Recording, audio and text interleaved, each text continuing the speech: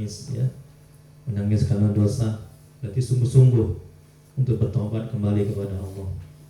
Dan insya Allah bersih hati itu dari dosa-dosa, lapang dada itu ya. Nah, oke, kalau nggak ada pertanyaan, ya silakan Bapak yang baik hati. Kalau saya bisa ambil ini, apakah memang nggak masalah kita gini, kita seperti meratap gitu, misalnya atas kepergian orang tua kita gitu kan, kita ingat gitu, apakah tidak jadi dosa buat kita Ustaz, apalagi sampai menangis seperti ini misalnya, kan bisa seolah-olah seperti meratap jadinya gitu, nggak masalah itu Ustaz.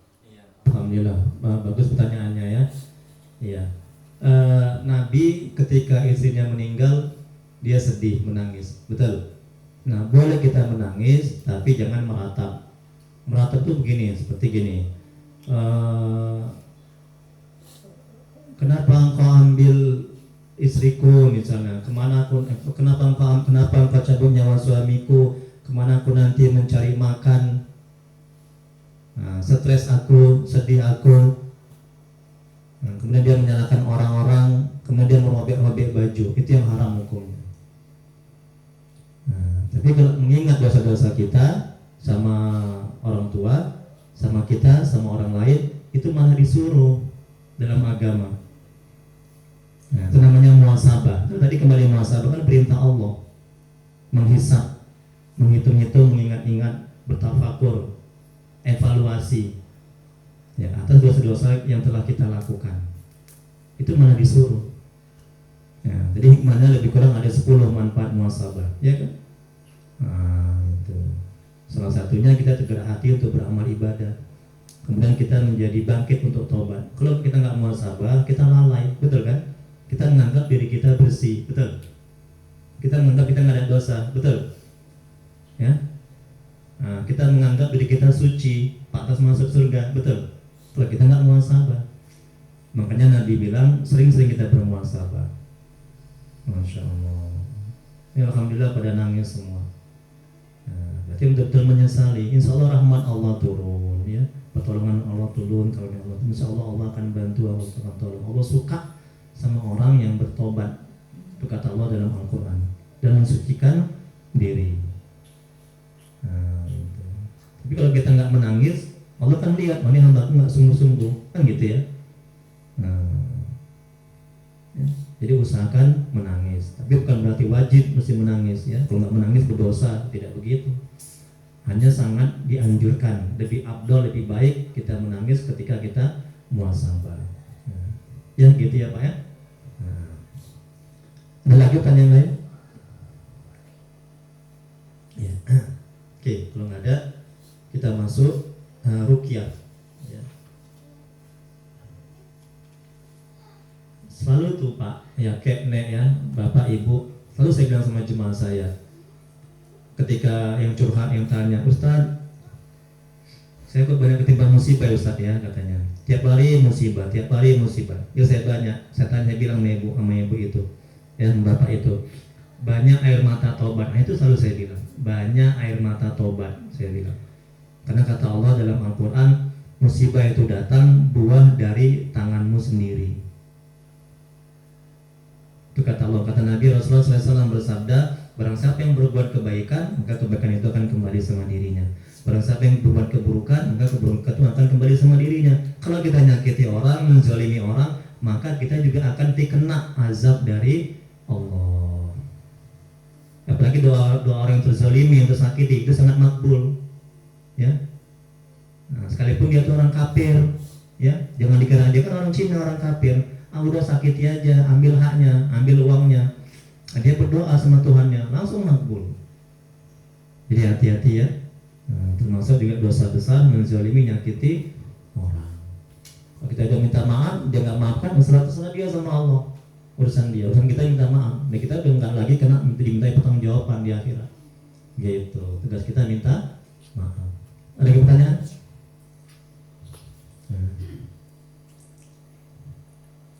Kayak mana sekarang hatinya? Jauh lebih enak ya, lebih lapang dadanya ya. Iya, setelah menangis rasanya plong gitu. enak gitu ya. Alhamdulillah. Sekarang kita masuk ruqyah. Nah, tadi ada yang belum tahu ruqyah itu apa sih, kakek nenek ya? Ya kan kayak belum tahu kan kayak ruqyah kan kayak belum tahu. Kakek juga menangis ya kayak ya. Kakek menangis kayak ya. Alhamdulillah. Coba bayangkan tuh, kakek juga menangis. Nenek juga ya, neneknya, nenek lebih banyak lagi air matanya. Ingat semua dosa-dosa orang tua ya neneknya kayak ya dulu. Nah, ya. Apalagi Bu Sari satu hampir air matanya. Oh enggak ya, bercanda ya. Ya, coba perhatikan ini ya, ruqyah syariah, namanya ruqyah syariah. Ada ruqyah syariah, ada ruqyah syirkiyah. Nah, gitu dia kayak.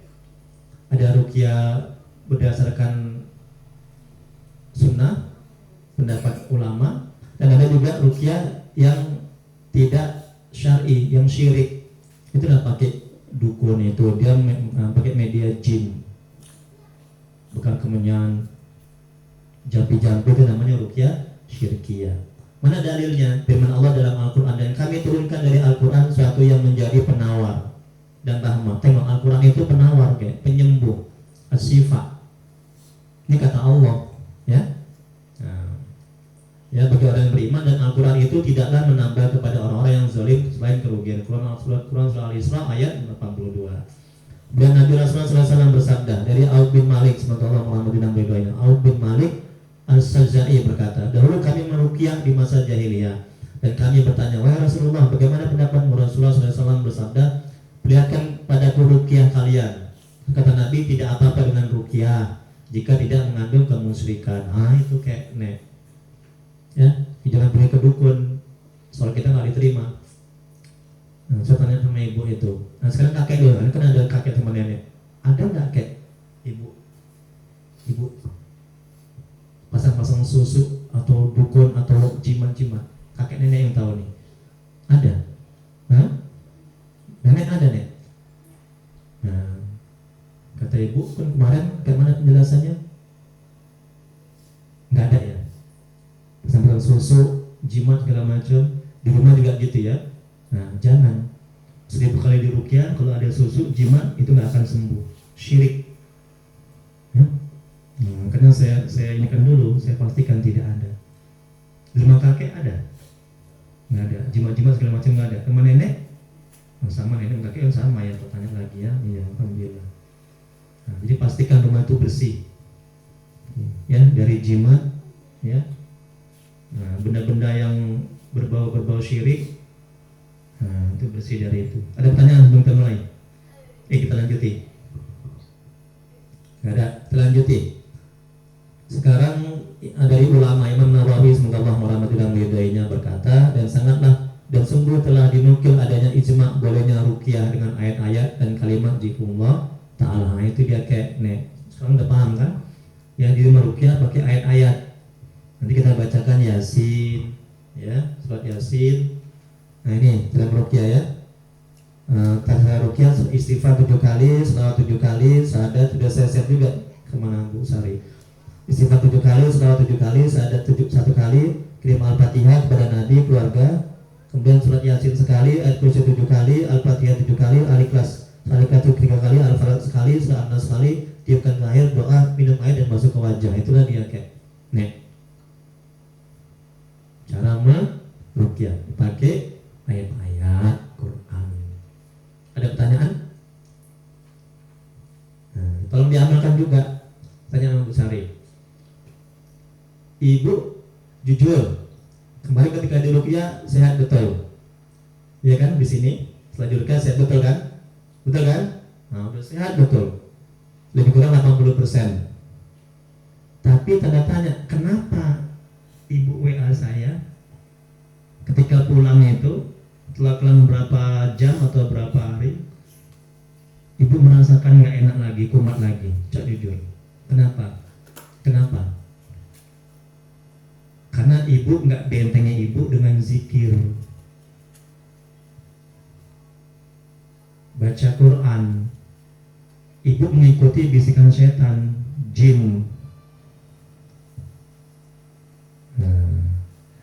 Bapak juga lihat kan keadaan ibu, ya kan Pak, sehat betul dia kan Pak, ibu kan?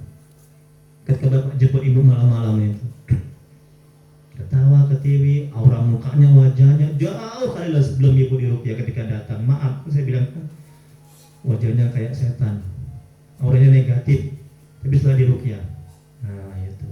Jadi saya mohon nanti pulang dari sini, coba ibu cerita ketika ibu mandi tobat dengan air, dengan bunga apa, bunga bidara, wan bidara, apa yang terjadi? Kepala ringan, hati tenang, ibu langsung basah semua ya. Itu daunnya ditumbuk, dihalus, berapa helai? 7 ya, pinter ya. Nah, terus ada nggak gangguan-gangguan setelah ibu mandi pakai daun bidara itu?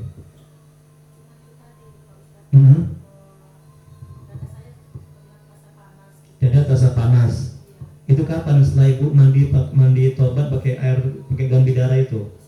Bisa malamnya. Kenapa coba? Ibu ingat nggak? Kenapa dada ibu bisa panas gitu? Kenapa penyebabnya? Ibu tahu? Saya mau tahu dulu. Karena ibu memikirkan yang tidak perlu dipikirkan. Itu satu. Karena ibu kendor zikir ibu, selawat ibu. Itu aja kuncinya. Yakin? Pasti jujur, pasti ibu memikirkan yang lain kan? Jadi kalau kita banyak mikir, kurang zikir, siap-siaplah dada ibu dibuat panas sama sin, sama setan, sama jin itu. Siap-siaplah ibu diganggu. Makanya ibu ini masih dalam keadaan tahap penyembuhan, belum 100%. Untuk itu perbanyak zikir, perbanyak salawat, perbanyak baca Quran. Jangan hati kita kosong jadi lalai kepada Allah. Kalau kosong, siap-siaplah. Kecuali iman ibu udah bagus, kecuali ibu udah sehat betul. Ya, ingat itu ya. Apalagi masuk ke kantor juga, kadang-kadang ibu sering ada rasa gimana-gimana gitu sama orang kan. Udah nggak lagi. Alhamdulillah. Ya karunia Allah, anugerah Allah, ya bersyukur kepada Allah. Baik, ada pertanyaan? Ada? Nggak ada? Oke, kita lanjuti. Kakek, nenek, Pak Dokter, ada pertanyaan?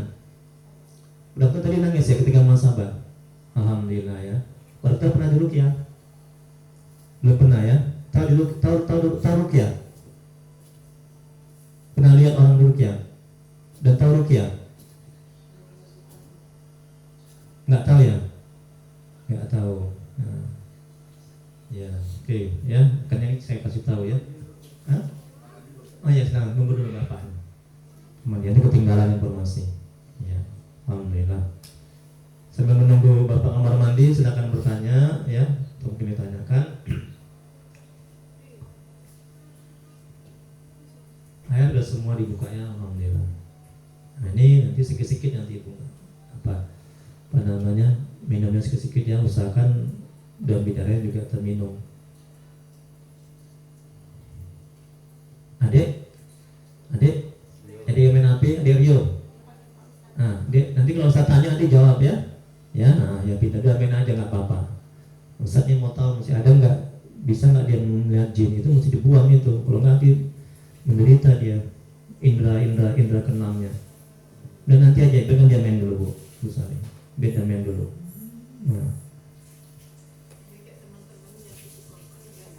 Ya, bercakap. Kawannya, iya betul kan dia melihat. Ya, tapi,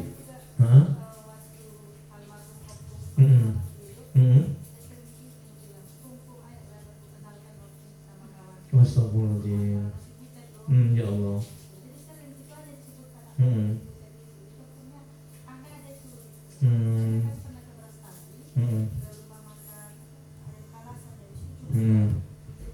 Ya Allah, ya Allah.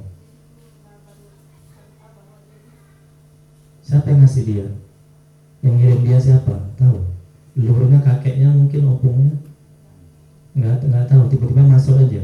Tiba-tiba bisa aja dia melihat. Mungkin dia gini Bu, dia pernah main-main mungkin ke ladang atau apa, kayak jemaah saya juga, anak-anak main-main kesambet. Tahu kesambet kan? Kata orang Jawa kesambet ya. Masuk tiba-tiba ke dalam gitu. Nah, gitu mungkin kalau nggak atau open kayak ngasih. Pernah juga kan mau jadi anak-anak rumah lagi. Hmm. Dia larang, jangan masuk mah. Allah Akbar. Hantunya. Ya Allah, ya Allah, ya Allah, Masuk di luar itu aja. ya Allah. Tahu dia, nampak dia. Oh Allah. Jangan masuk karena di sana ada banyak ini hantu makhluk gaib ya. Itu kejadiannya kira-kira berapa tahun yang lalu? Udah 2 tahun ada. 2 tahun ya. Mulai 2 tahun yang lalu lah. Ya, nanti kita cek lagi. Ini kan ketahuan nanti menurut nih ulama ini ya. Nggak bisa dibohongi. Nah, nanti kita cek. Oke, Bapak udah datang, alhamdulillah. 25 ciri, 20 ciri-ciri orang butuh diruqyah. Saya yakin pasti Bu Sari udah berkurang. Banyak berkurang. Nampak ini auranya malah aura positif. Kalau ada kena, tolong dihitung ya berapa yang kena, kakek, nenek, ya, ibu, bapak ya. Yang pertama, malas beribadah dan taat kepada Allah. Yang kedua, sering merasa pusing-pusing, sebagian atau keseluruhan leher terasa berat atau kaku. Bu saya sering merasa pusing-pusing. Kemarin sebelum diruqyah, sebelum diruqyah, bilang kayak sendiri. enggak sebelum diruqyah saya tanya, ada ya, lehernya ya berat ya, kepala itu ya. Sekarang mesti, alhamdulillah, sama sekali udah nggak kumat. Itu udah. Alhamdulillah, masya Allah, tabarakallah, karunia Allah ya Bu ya, syukur ya Bu ya, utobat ya Bu ya, alhamdulillah, masya Allah. Senang saya mendengarnya, senang saya ya, udah sehat. Dan yang ketiga, ada pertanyaan sebelum kita lanjuti. Bapak berapa yang kena? Ya, nenek? Bapak yang lain? Ya kok bapak, kakek, nenek ya? Bapak, Pak Dokter? Belum ada ya? Syukur ya. Berapa? Oh 2. Oh 2. Ya, 1 aja kena itu butuh diruqyah. Berarti jin kafir yang ada di tubuh. Ini supaya diketahui Rasulullah SAW bersabda yang artinya ketika umat manusia ini lahir, ketika kita lahir sudah diikuti namanya korin. Itu kata Nabi. Dalam Al-Quran juga ada. Korin ini Pak Dokter, ada korin dari jenis jin yang kafir, ada juga korin dari jenis malaikat. Nah, korin dari jenis yang kafir ini yang mengganggu kita, yang menggoda kita, sehingga kita pening, pusing, berat kepala, nggak tenang, buruk sangka, ya kan? Nah, curiga aja sama orang, ya kan? Itu kerjaan korin dari jenis jin yang kafir. Udah? Nah, tambah lagi setan masuk ke dalam kalau kita nggak taat kepada Allah. Itu maksud kita 3. Korin dari jenis jin yang kafir, syaitan, dan hawa nafsu. Itu maksud kita 3. Siap-siap lah kalau kita nggak membentengi diri kita dengan sholat dan zikir, selawat, baca Quran. Siap-siaplah kita diganggu. Sampai kapan? Sampai mati. Ya, korin itu nggak mati kalau kita mati. Karena kan ada orang yang menyerupai diri kita kalau kita mati, ya kan? Itu korin kita itu. Pernah gitu? Ada yang mengalami? Kawan-kawannya? Ada kan? Itu enggak, aku semalam melihat itulah si Anu berjalan. Orang dia sudah meninggal, itu korinnya. Pernah mengalami, Bu? Kawan-kawan? Ada gitu kan? Itu korinnya. Korin nggak mati kalau kita mati, ya? Menyerupai kita. Ada pertanyaan? Yang ketiga, dada terasa sesak atau panas. Yang keempat, sakit pada perut dan ulu hati. Yang kelima, gangguan sekitar rahim, prostat dan ginjal. Ya. Berapa? Pada dokter ada berapa? 4. Bu Sari? Ibu? Ada, alhamdulillah, masya Allah, tabarakallah. Yang lalu banyak kali, hampir 20 ya. Sekarang lagi alhamdulillah, karunia Allah ya. Senang kali saya dengarnya ya.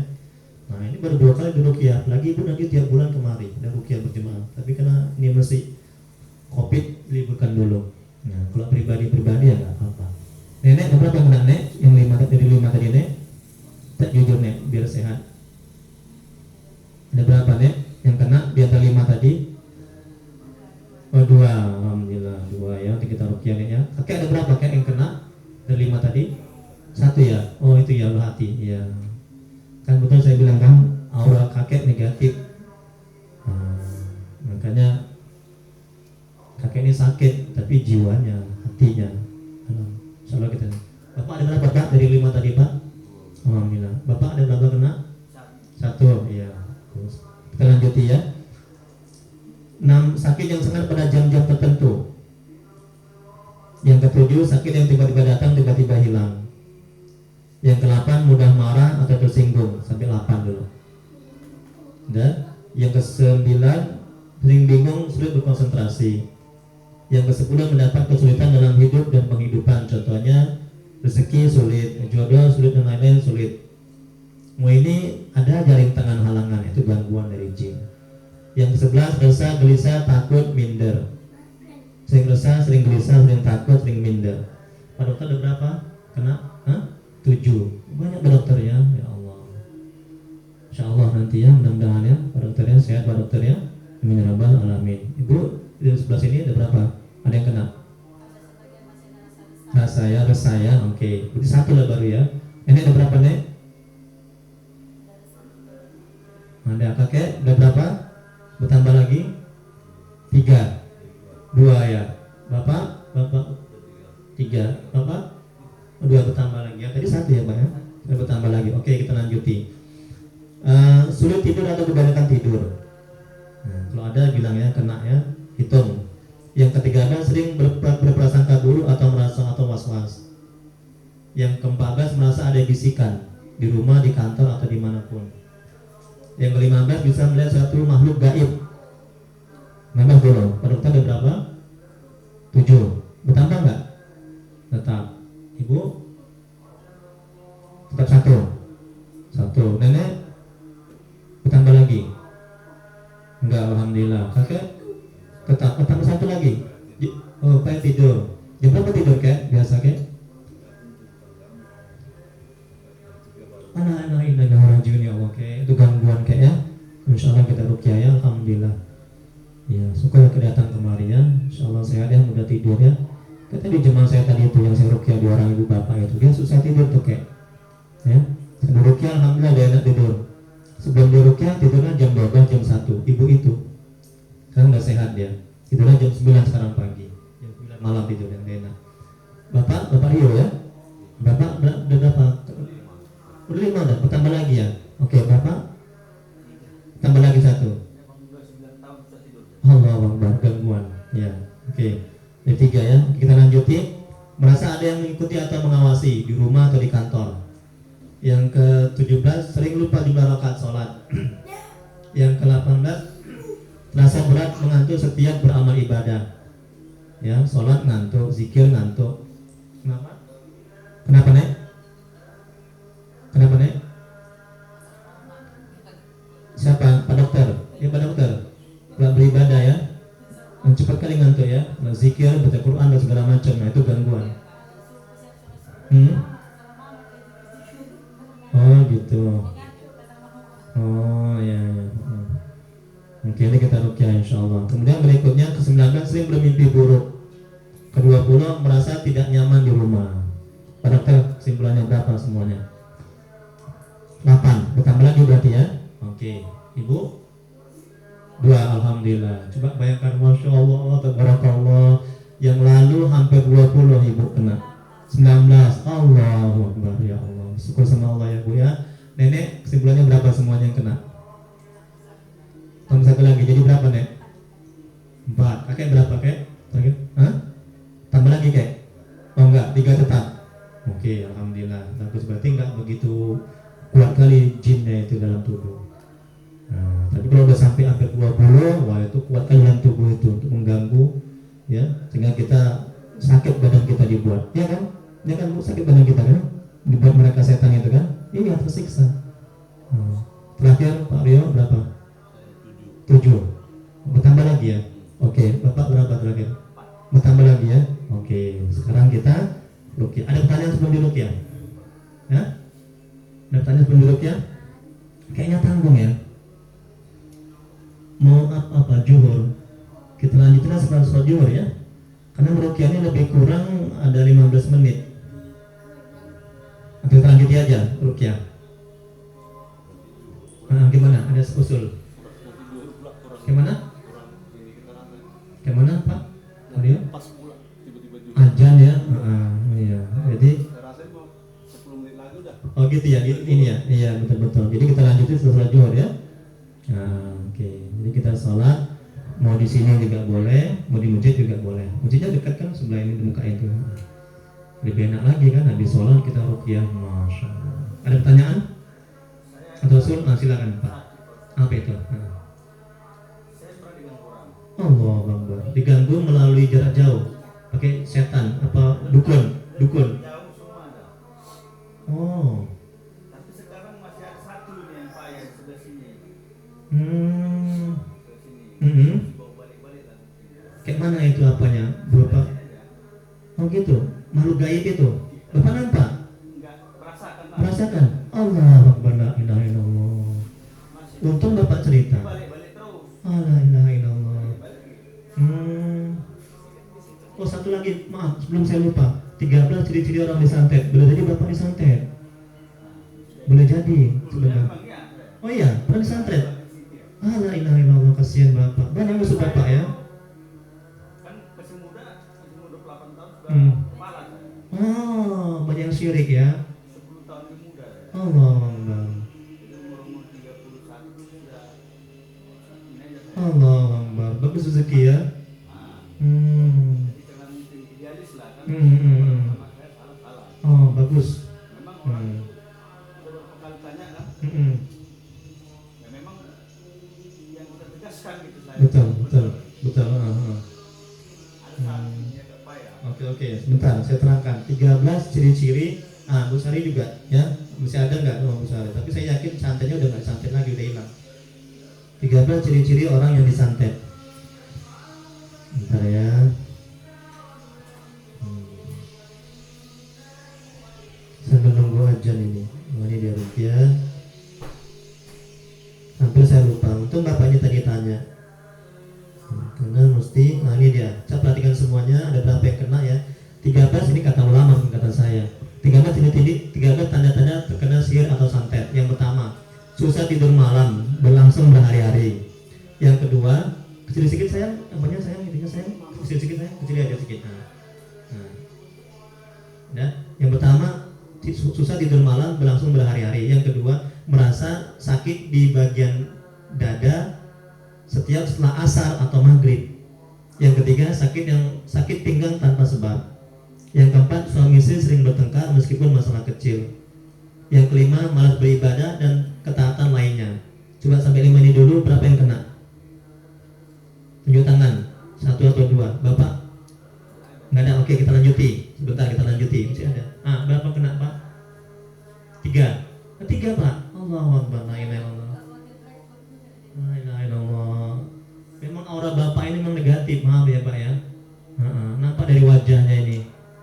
Kayak gini lah ya Bu Sari ketika pertama kali datang wajahnya. Maaf ya Pak ya. Itu demi kebaikan. Kita lanjutin dulu. Yang keenam, merasa gelisah dan kepanasan saat mendengarkan ayat Quran. Yang ketujuh, sering mimpi buruk. Yang kedelapan, sering mendengar bisikan-bisikan aneh. Yang kesembilan, merasa ada sesuatu yang berat dalam tubuh. Ini kemarin Ibu. Sekarang alhamdulillah masih ada. Jujur. Ada berat itu di punggung ya? Di mana? Punggung ya?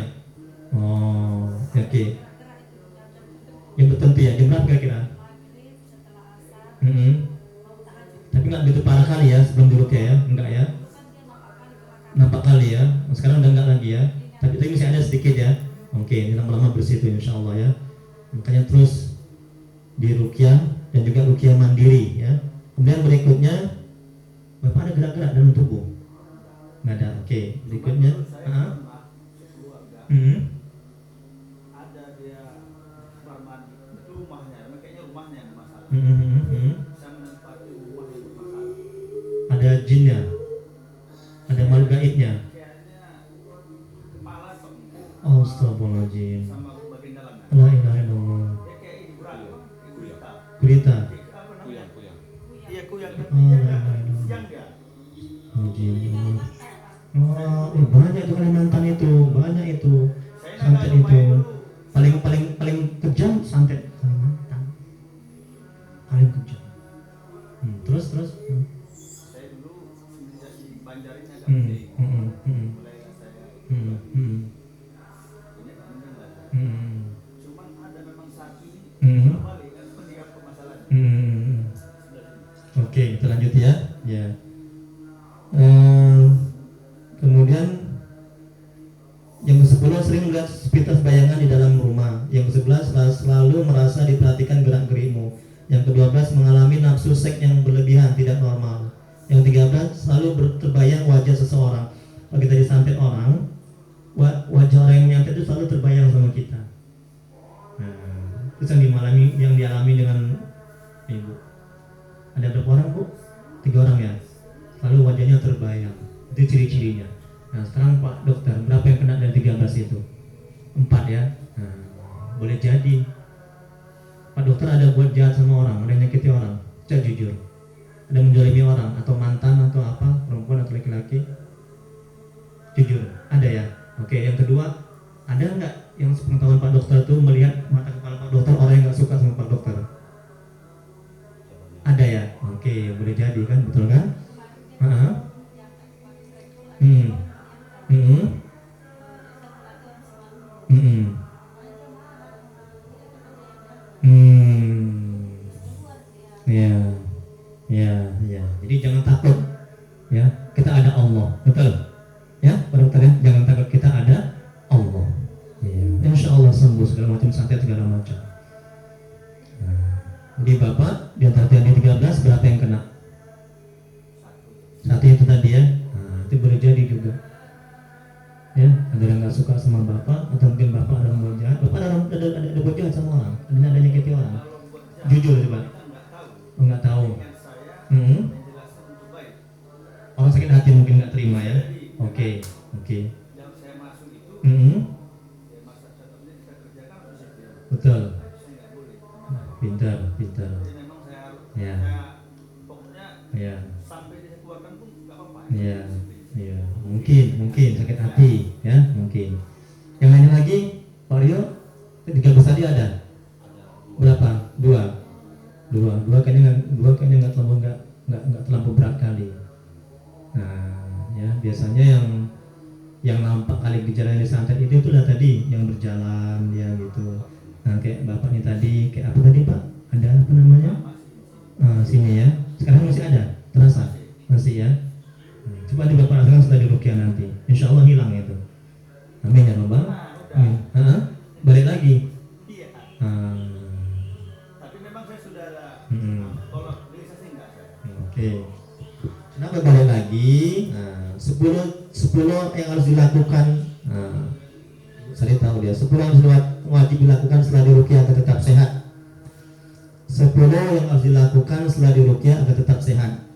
Yang pertama mandi tobat. Yang kedua salat sunat tobat. Yang ketiga istighfar banyak. Yang keempat salat 5 waktu. Yang kelima cari ilmu agama. Yang keenam zikir. Yang ketujuh selawat. Yang ke-8 baca Quran. Yang ke-9 jangan buat dosa.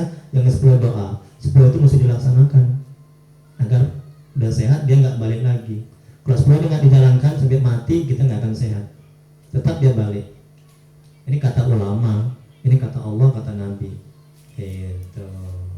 Ustaz nggak bisa semua, nyicil pelanahan. Pertama sholat dulu 5 waktu. Setelah sebulan 2 bulan baca Qur'annya. Kemudian ditambah lagi zikirnya. Nah sudah ajan kita sholat dulu ya. Nah saya sholat di masjid. Kalau mau masjid silakan. Kalau mau sini juga silakan. Nanti habis sholat kita langsung meruqyah. Saya pun juga ada acara arisan nanti. Ada ngisi juga pengajian. Nah itu. Jadi setelah diruqyah saya mohon pamit ya. Nah, ya. Setelah diruqyah nanti. Assalamualaikum warahmatullahi wabarakatuh. Ayo sholat dulu kita ke masjid. Yang mau sini juga silakan di sini ya.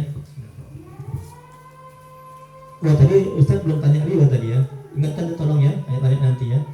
Nah, dari yang 20 ini ada nggak Rio itu merasakan ya? Sholat Rio. Berapa tahun umurnya? Masya Allah berkah ya, sehat ya. Ini badannya besar ya, tinggi, sehat gemuk ya, alhamdulillah.